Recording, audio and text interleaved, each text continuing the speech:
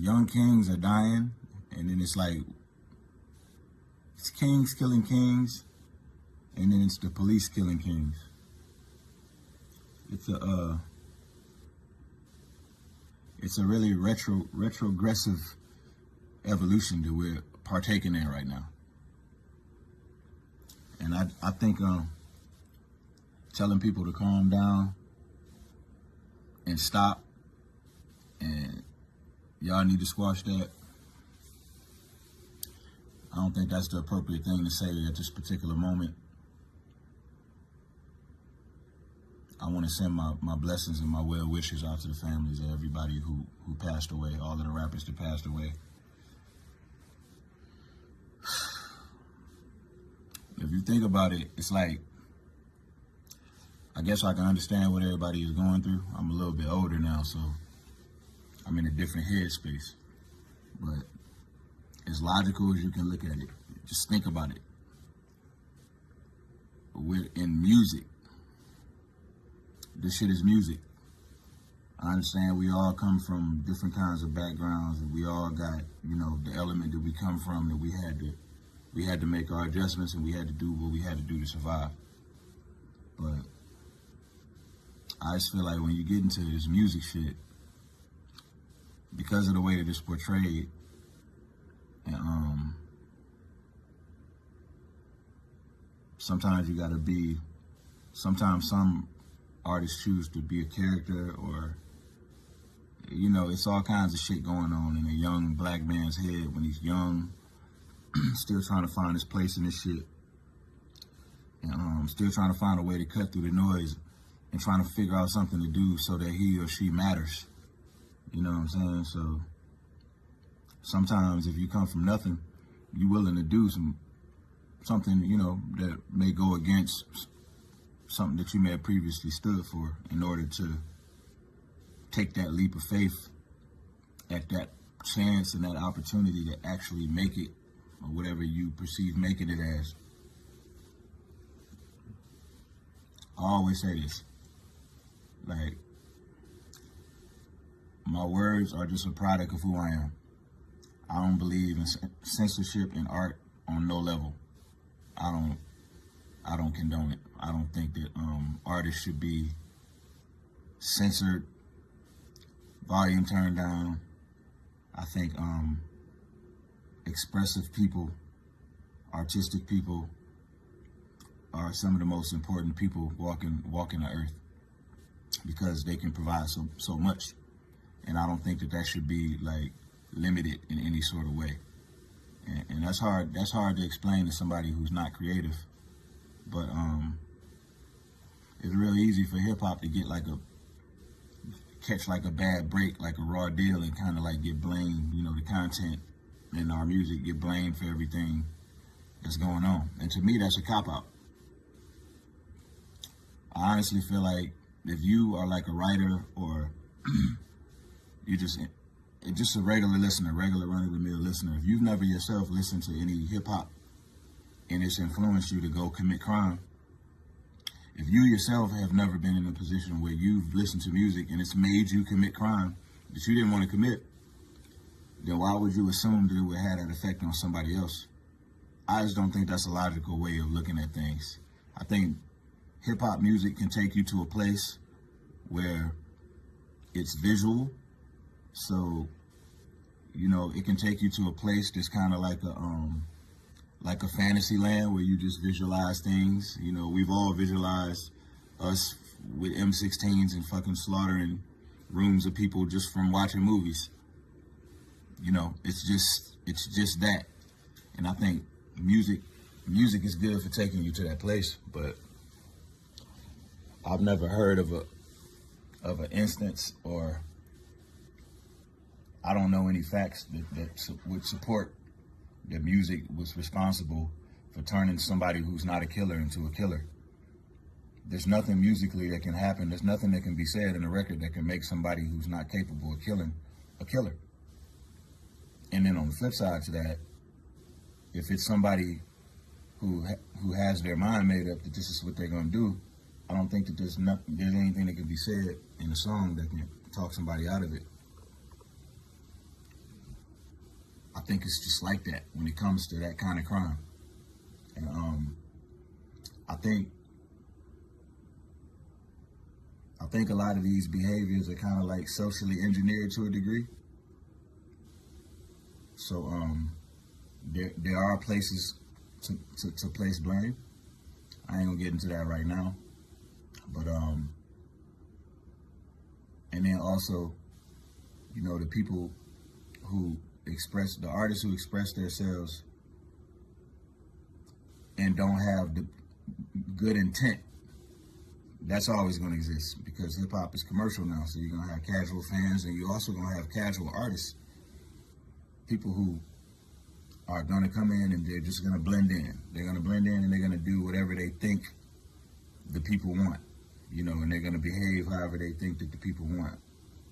Like, it's a place for them too. Like, it wouldn't be a such thing as real niggas if it wasn't for like fake goofy niggas. So I would always say, just let them be them.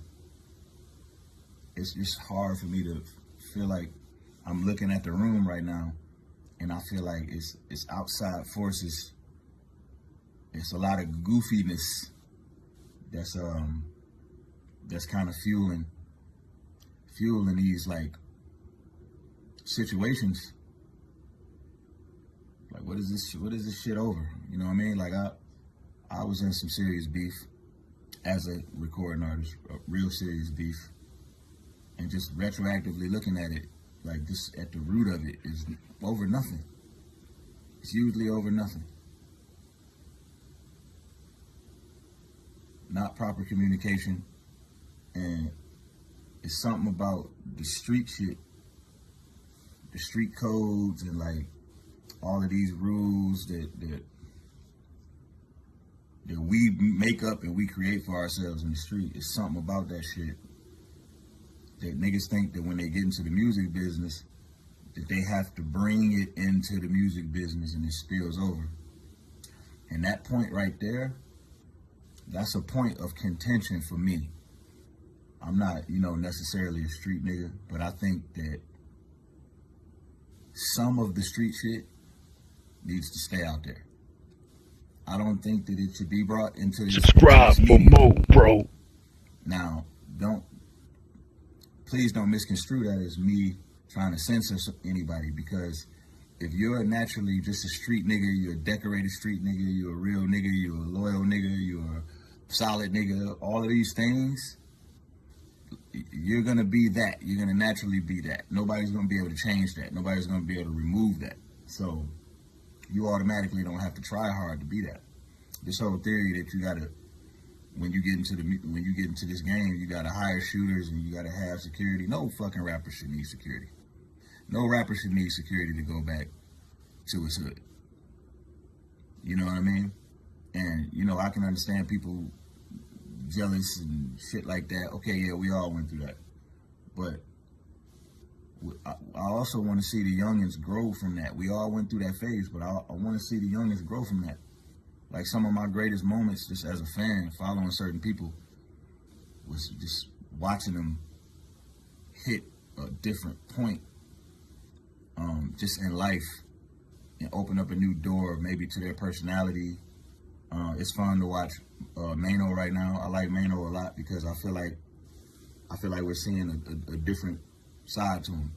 He seems happy, you know, and that's how I like to see black men. You know what I mean? Like, we were all angry in our 20s and shit like that, but once we get out of that element, we make it into this element. Now we're standing on a platform where we got people checking for us. We got just economics to think about. We got to think about selling people things. We got to think about selling people merchandise. We got to think about rehearsing. We got to think about making albums. This is not even a job. This shit is a fucking lifestyle. You got to live this. You can't have it both ways. You can't have it both ways. And if you got 1 foot in the street and 1 foot in the rap game, you're sitting on the most dangerous spot on the chessboard. Because 1 foot in anything is not safe. 1 foot in the streets is dangerous. If you're not standing with both feet planted on the ground, in the streets, then you're at more of a risk. So what I'm seeing happening now is these youngins, they coming into the game and they're better off not becoming popular, because the popularity is what put them in harm's way. And I hate to see that, because we don't see that in any other genre of music. You know what I mean? Like, we gotta when we make it to this point, man, we gotta realize that we made it out of that shit. Leave as much of that shit behind as possible. And I know, niggas gonna be like, well, sometimes, like certain shit just not squashable. I don't really want to hear that, because don't just assume that I don't know how it feels to take L's in a war. You know what I mean? Like, niggas didn't just start popping, rappers didn't just start popping each other. I understand what everybody's going through. You know what I'm saying? As an OG and having got past a few situations, one thing that I kind of like took away from that shit is anything to a certain degree, anything is resolvable. Anything can be resolved. Anything is possible through communication. If a motherfucker can make a hit record coming from nothing, if you can come from nothing and express your story through art to the world, and it resonates with people in a way that separates you and makes you special and makes you different from, like everybody from your peer group, that's an amazing accomplishment. Like, white people fucking go, they accomplish things, they go to college, they celebrate getting, degrees, and they celebrate these milestones in life because they matter. And we watch each other hit these milestones, and it's just like we're not in it enough with each other. You know what I mean? Like, we're too programmed into thinking that we are each other's competition. We're not supportive enough of each other. It's not cool. It's not being made a cool thing enough to support one another. It's more cool to get on Instagram Live and just yell at your phone 4 hours straight. What the fuck is cool about that? What's cool about that? Especially if it's gonna end up in somebody getting killed over some niggas yelling on Instagram.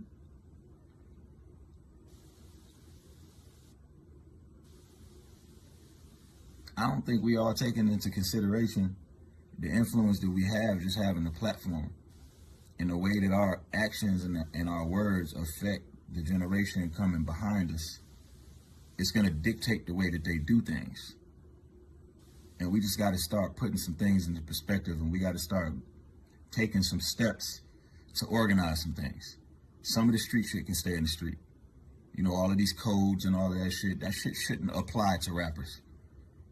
Make it cool for niggas to be rappers again. It's all right to be a rapper. What's wrong with being a rapper? Why does everybody want to be a street nigga? So you got the real street guys, they get talked too crazy because you can't differentiate anybody from anybody these days. And then you got everybody else coming in trying to live up to something that they're just not. And that's dangerous. That's dangerous. This is a spiritual fucking thing we're doing, this whole music shit. Like, you gotta be yourself. You can't fake it for long periods of time. And the best place that you could be creatively is extremely comfortable with just expressing who you are. It's okay to not fucking be at the top of the charts every time you release a song. It may sound cliche now, but it's gonna make sense later. If you last for a long enough period of time, you're gonna realize that the charts they're not that important. A major label can spend money and put anybody in that slot for a period of time. What you're here to do is make something that lasts for a long time. That's what you're here to do. And whether something is a hit or not, or something is great or not, that's subjective. That's subjective until it hits the realm of general consensus and public demand.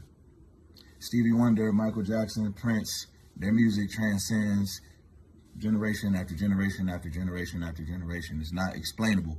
It's not something you can explain, but it's understood, and that's what makes it a classic. That's what you're here to do. It's no way possible you're going to come up with anything that great if you're distracted by violence and stupid shit. This is like a for real opportunity niggas have when you get like record deals and shit like that.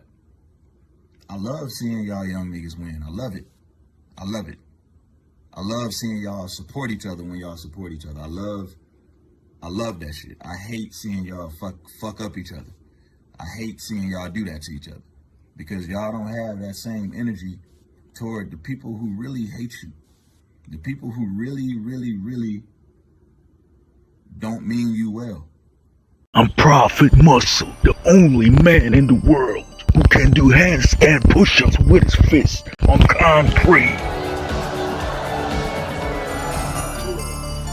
I got trained by Roger Mayweather, Crazy Temple next. We caught Prophet Muscle. He knocked him out in the street, KSI. I'm the son of Roger Mayweather. Roger, tell these motherfuckers subscribe to the Prophet channel. Prophet Muscle. Yeah.